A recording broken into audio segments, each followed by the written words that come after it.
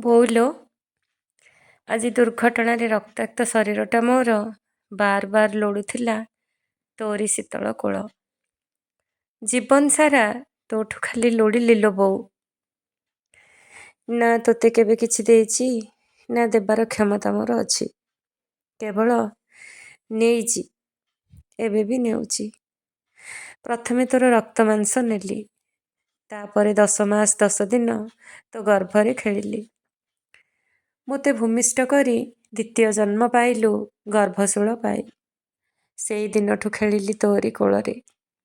ତୋ ବକ୍ଷ ରୁଧିର ପିଇ ସତେଜ ଚଞ୍ଚଳ ଆଉ ମଜବୁତ ହେଉଥିଲି।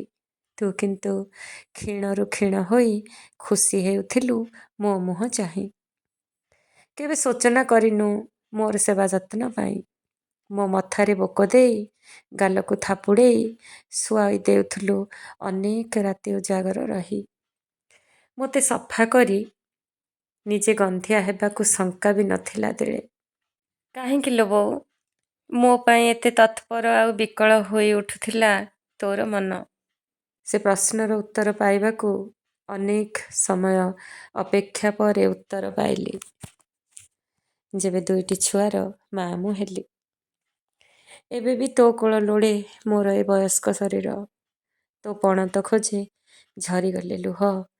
ରୋଗ ଶଯ୍ୟାରେ ବନ୍ଦ ପଲକରେ ଦେଖେ ମୋ ମୁଣ୍ଡ ଆଉଁସି ଦେବାର ଚଳନ୍ତି ଚିତ୍ର।